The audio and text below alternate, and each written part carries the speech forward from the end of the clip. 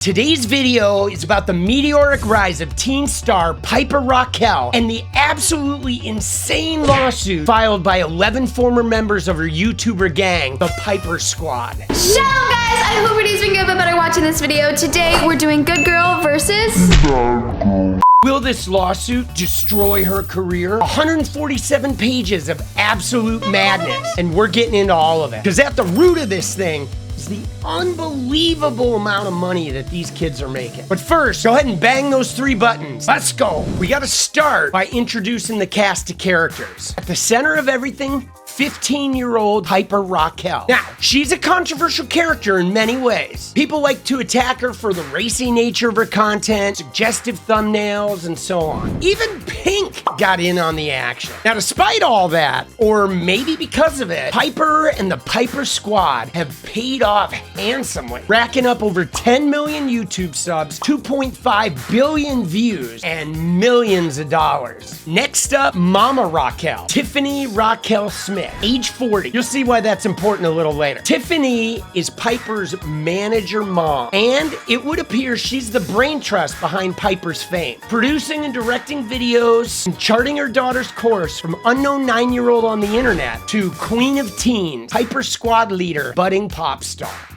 I mean, it's impressive. And last but not least, we have Hunter Hill. He's the 26-year-old cameraman and editor for Piper and the other Piper Squad members. And let me just tell you, this is where it gets weird, boss. We are talking dark. They're busted.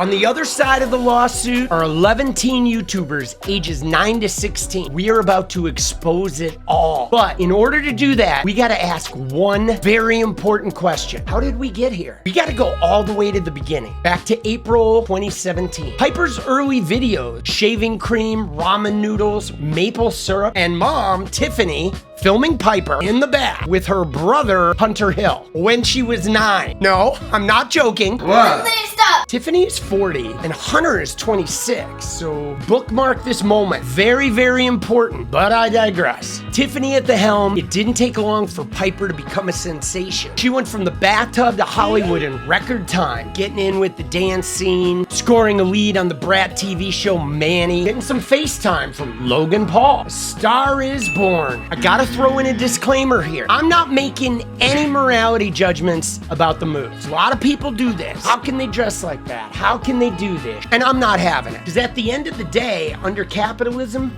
we're all exploited. The system sucks. So there we have it. Piper Rockelle, teen superstar, perfect life, and a massive dirty lawsuit just out of the frame, making claims that are downright criminal. This thing is nuts, boss. I don't even know where to start. Well, actually I do, because the first important detail is the revelation that Hunter Hill is not Piper's brother. He's her mother's live-in boyfriend. Remember, I told you to bookmark. Remember the bathtub series? Way back in 2017, we got 9-year-old Piper doing bathtub content with her mother's boyfriend while telling everyone it's her brother. Tiffany's 40. Hunter is 26. I mean, she's not his mom. It was obvious they aren't siblings. Piper's entire career was predicated on this lie. Also, all those other hipster YouTubers making content with them, they had to know. I mean, how could they not? The whole thing is pretty shady if you ask me. Everyone involved just pretending the elephant's not in the room. And why? Because we raking all this cash, boss. From here, it only gets worse. They broke the allegations down into 3 main parts: labor laws and compensation for their work, inappropriate and abusive treatment from Tiffany, and alleged sabotage of the former Piper Squad members after they left the squad. And this is where it all goes off the rails. California has strict laws about kids and compensation for their labor, and understandably so. Yet the whole family YouTube genre seems rife with situational abuse of these laws. Parents on all these channels are endlessly filming stunts, pranks with their kids, and we all know none of them are getting paid, and there's nothing resembling union protections for any of them.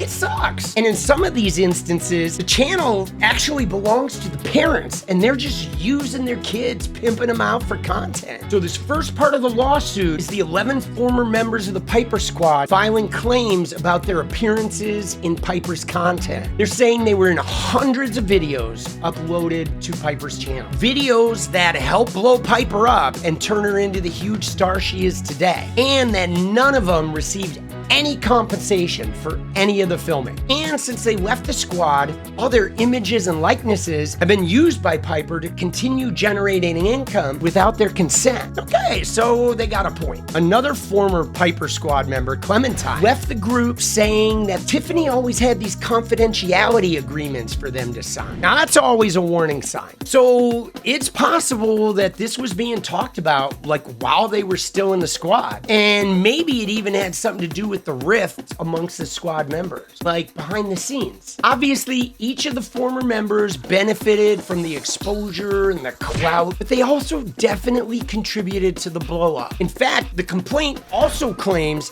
that not only did they receive zero compensation for their work on Piper's channel, but that Hunter Hill was charging them to make videos for their own channel. A nice dual income source, yes? Sure, they get to shoot their own videos with the squad members in them at Piper's lavish house. Still, feels a bit exploitative. Here's where it gets dirty. Part 2 of the complaint alleges all manner of abuse, which are highly inappropriate. Remember, the youngest of these former squad members is 9 years old. When you look at some of the allegations, man, they are savage, including physical touching and straight up harassment. And one of the claims involves the selling of undergarments. That just ain't right. These are some gritty accusations. Right now, it's all just a they said. But ultimately, as this case goes to trial, the discovery process is gonna start looking into everyone's communication. Tags, emails, the footage on the cutting room floor. And who knows what else. But I mean, they're gonna be investigating everything, and I mean everything. But part 3 of the lawsuit that really,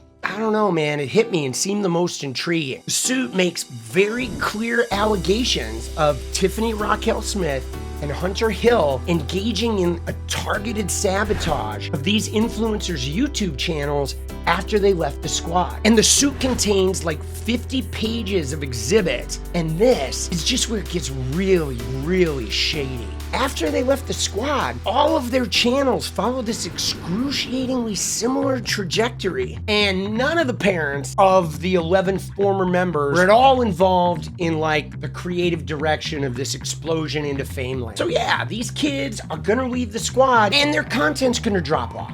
It's to be expected, but these slides don't just show a drop off. They show all of these kids' YouTube channels just literally going off a cliff. All of them. Kids leave mid-year, and even if they were making 30 grand a month, by December, they're like making next to nothing. I mean, nothing. Everything just gone. It's pretty haunting to look at these patterns, especially juxtaposed against the claims that the channels were being sabotaged. It includes claims that Tiffany and Hunter Hill were using bots to mass sub and unsub. There are also claims of mass false reporting on the videos themselves, so YouTube would stop pushing the content and mark it as restricted, and even claims of embedding the videos onto adult sites to make sure the YouTube algorithm just stopped pushing their content entirely. And also a claim that there was a YouTube employee working with Tiffany and Hunter to accomplish these things. These are some bold claims and certain to make discovery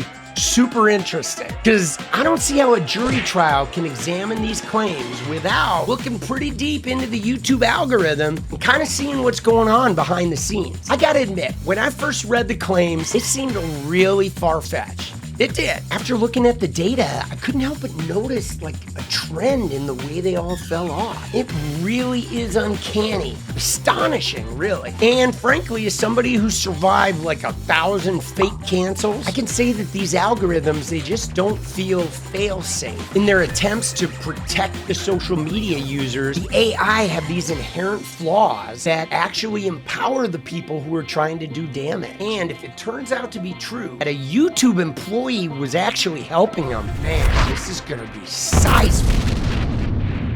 Okay, the gloves are off, and the trial date is set for April 17th. 2023. I mean, it's nasty how the basic fabric of this perfect life, perfect kids, look how happy and rich and successful we are is just a facade. How we reward fame and fakeness to the hilt, even if it does nothing for the world other than to perpetuate the idea that they are living the good life, doing everything right, while they're being silently crushed by the greed and the clout and the price they pay to be the richest and most famous among them. I mean, it's almost sociopathic, really. When you scrape all the gold off, it doesn't look like gold anymore. And I'm not buying it. I know there's a better way. I guess the real question is, are you ready?